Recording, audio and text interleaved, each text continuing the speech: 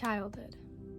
The word alone evokes emotions of wonder, optimism, joy, and innocence. Most people see childhood as a time of being loved and protected, where many of our core memories are created. Having security and stability in the understanding that you are protected by your family allows you to form not only your own identity, but safe, protected, and secure relationships later in life. But this projected definition of childhood isn't the case for many. Many experience trauma, impacting events early on that affect them throughout their adulthood. Your childhood can be unraveled into many layers, and each layer is an added level of what makes you, you. How you relate to others early on in your childhood will affect how you relate to others later on, far into your adulthood. But this brings us to our dilemma, that the trauma and the adversity that you face as a child has a possibility of manifesting into mental illnesses and poor mental health. It is extremely vital that we learn how to fight trauma and to be a support to those around us, and to be aware of mental illnesses and how our experiences as a child can ultimately turn into them. In our childhood, because our bodies are going through a time of development and we are uber dependent on others for not only survival, but emotional support too. Children are the most influenced by their experiences, which is why this topic is so important. Our positive experiences, be it psychological, mental, physical, or emotional, they elicit positive outcomes in our adulthood. Negative experiences, however, impact our adult well-being. So what's the solution? It is essential that parents and guardians provide the necessary conditions such as love, protection for a child, all of these in order to elicit a positive experience in their childhood. Another is therapy.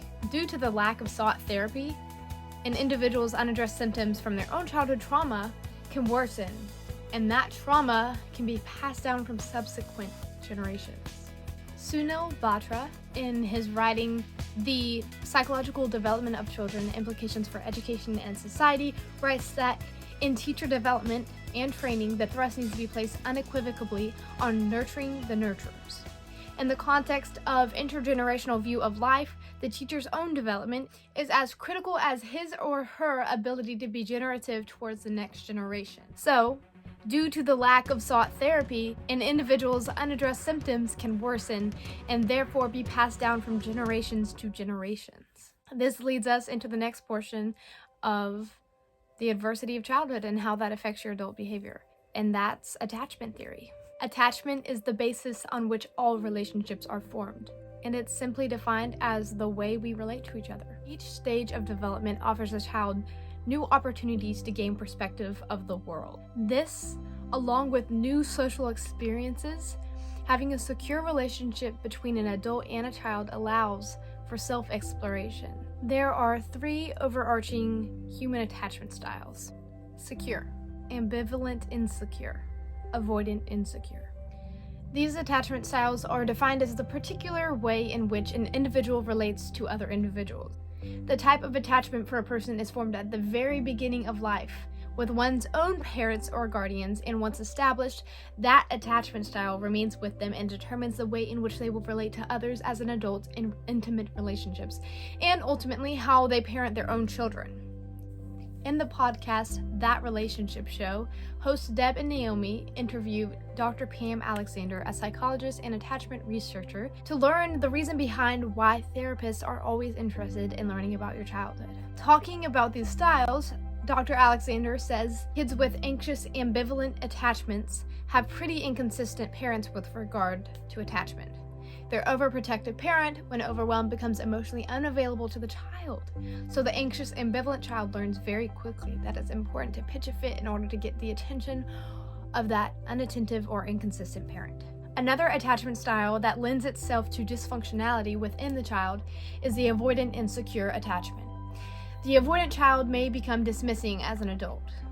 Because the child was not given the experience to pay attention to their own feelings, and not having those feelings labeled, described, or validated by the parent usually doesn't really know what he or she is feeling in adulthood. This plays into the cognitive development of a child. When children are not offered an explanation as to why things happen to them, such as abuse, or even to why they feel a certain way, they are left to cope by adopting self-blame. On the other side of insecure attachments, we have a secure attachment. Children with secure attachments largely become more resilient and competent adults than those with ambivalent and avoidant attachment styles. Dr. Pam goes on by explaining that a secure child knows that they can depend on their parent. They know their parent is available when they need them. They can use that parent as a base and then go out and explore the world and feel confident that in times of stress they can come back to the parent as a safe haven. How people perceive relationships in their adulthood is strongly dependent on how they related to others in their childhood. These attachment styles all come with their own set of problems, and no attachment style defines what makes a better adult. Now here's where it gets good. I asked a few people these questions regarding their childhood, and these are their responses. What is your favorite childhood memory? One of my favorite childhood memories is when my little brother was born. I was 8 years old, so I was super excited to finally have a younger sibling. One of my favorite childhood memories is all the traveling that I got to do. I've seen over half of the United States. I've been overseas. And my family has traditionally never gone to the beach during the summer. It's always cold, it's always windy, but it's a good memory for sure. Lots of sunsets, lots of sunrises, lots of walking the dogs. And I think it's a moment that really established me as an individual, because my family would just like spread out as we walked, and I got to learn things that I was curious about, and collect shells and see colors and experience the Lord's creation. So that's a good memory, is being on the beach. I've seen a lot, and that's the greatest blessing of my life. So my favorite childhood memory would have to be when my dad would take me to the car wash and to get a slushie when I was feeling upset or down or I had had a bad day. What is one childhood experience that has shaped who you are today?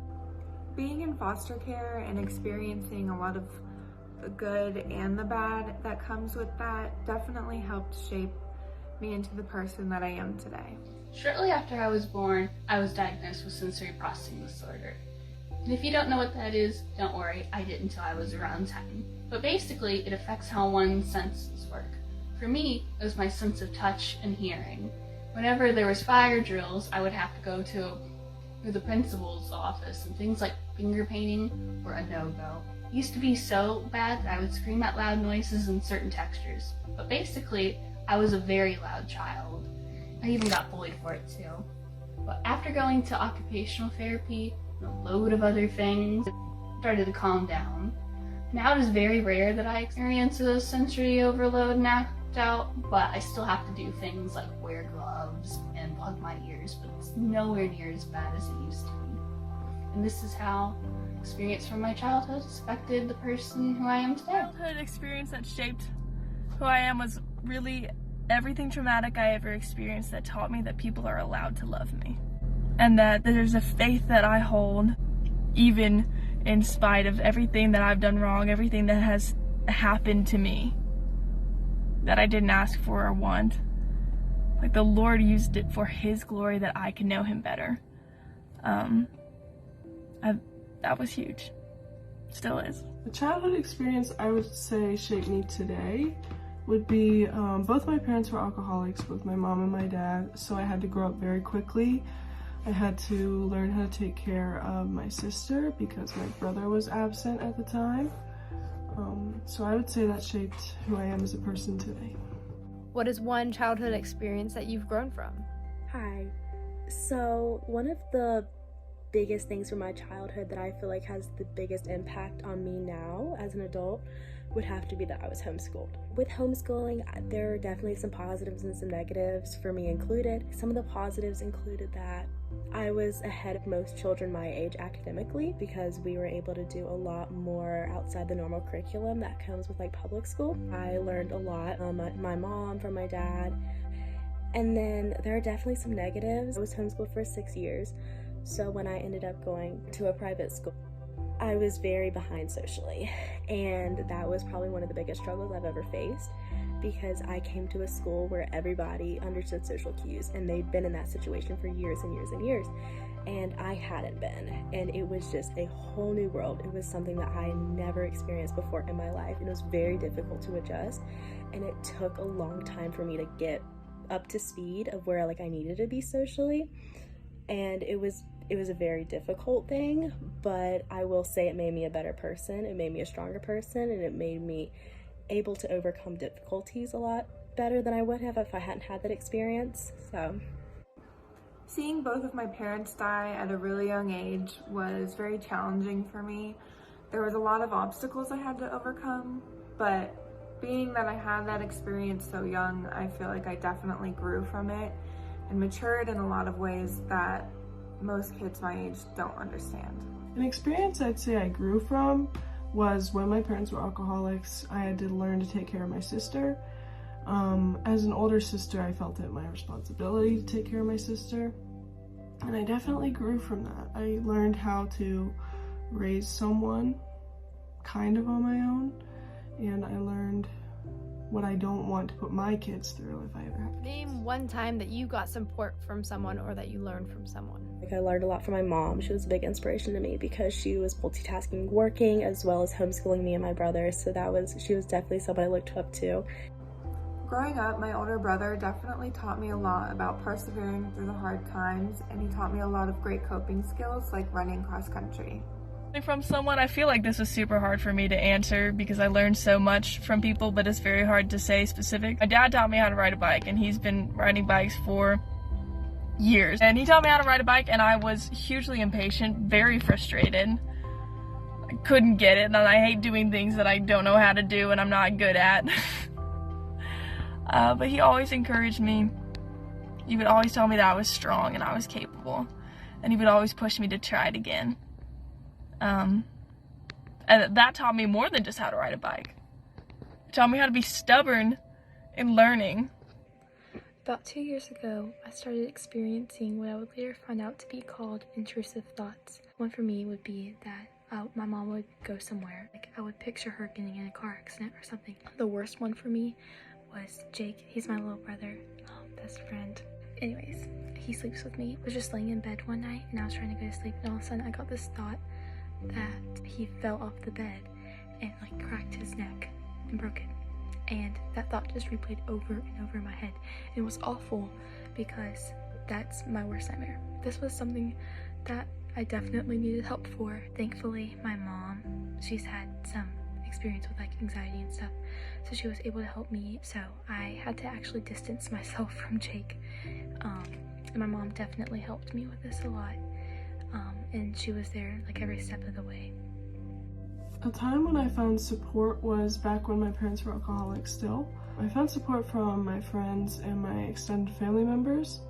I also found support in AA programs. So my mom found support in Alcoholics Anonymous. My dad found support in Al-Anon, which is relatives of alcoholics. And I found support in Alateen programs, which is teenagers who were affected by alcoholism. And what is one piece of advice that you will hold on to forever? Advice that I live by is to just take things day by day, and if that's too much, to take it minute by minute. About a year ago, I was going through one of the worst seasons of my life, but thankfully a friend noticed and sent me a text message with a piece of advice that I'd hold on to forever, that it's okay not to be okay, but it's not okay to stay like that. So growing up, my parents were always divorced, but it's okay. When a kid is growing up, they mold their surroundings really easily and really fast. So it's no big deal. My parents are divorced. I've been used to it. But about a year ago, my dad decided that he didn't really want to see me anymore. There were some other circumstances that led to it, but it just made me really self-conscious of myself, and it makes you question what things you could have done differently. All of the above, which are normal human responses to anything like that. So yeah, obviously I wasn't okay, even though so many people have things, or they're going through things that are so much worse than I was. In my head, it was just the worst thing that could have ever happened. When I saw that, and it's kind of hard to recognize when you're not trying to get better, when you're going through something hard and you're just sitting there in self-pity. Like, it can be really blinding. But that text message really woke me up because I was like, I'm not okay. And that's okay. It's okay not to be okay. So yeah, that's definitely a piece of advice that I'll hold on to forever. The piece of advice I've ever gotten is that human beings are not mind readers. They can't read minds. No one can read yours and you can't read anybody else's. If you want to know something, or if you want someone to know how you feel or what you're thinking, it has to be said out loud. Don't be afraid to have a conversation. A piece of advice I'll probably carry with me forever is to always be kind to everyone you meet because you have no idea what they're facing. I think I learned this advice from being the daughter of 2 alcoholics because people weren't very kind to me during that time, and I learned that all I wanted was for someone to be kind. So now I treat people with kindness. Though early development has a big impact on our lives, it is important to note that development is constant. Each person faces adversities throughout each stage of their life, so it is important that they seek counsel from individuals and create safe places for friends and family around us to ensure that they are not the reason trauma is passed down to subsequent generations. Adults do have the ability to vocalize their emotions because those emotions have been defined for them throughout the course of life. However, due to society's pressure on adults and young adults to inhibit their emotions, deep-rooted issues can't always be seen on the surface. Parents, building a support system within the family, as well as providing the proper conditions for a child, is a great way to avoid trauma from ever existing, and so that positive experiences can be actualized. So these developed traits in your childhood is carried into your adult behavior. Through the practice of healthy relationships, communication, and therapy, our adult identity is not confined by them. Children with secure relationships are still going to go through hard times. Insecure and ambivalent children might have a safe home, but it just defines how they relate to their parent, and ultimately how they will relate to their own children or to others in their own lives. It's not saying that one is better than the other, because the choice is yours. No matter the experiences that we have, there's gonna be a choice. So we're not defined by our experiences, but it's ultimately how you emerge from your childhood experiences that form who you are.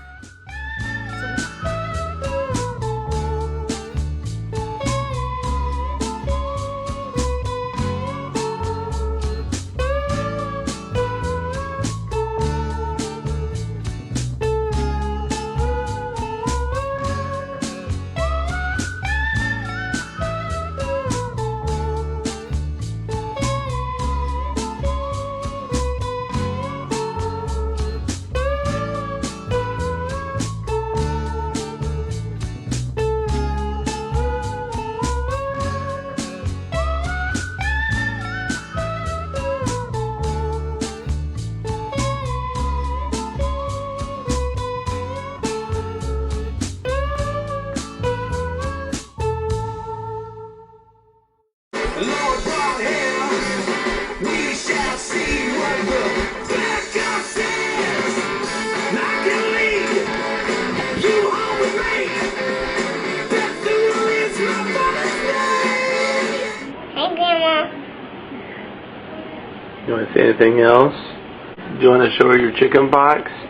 No. Okay, you don't have to. You got them on your face though, huh?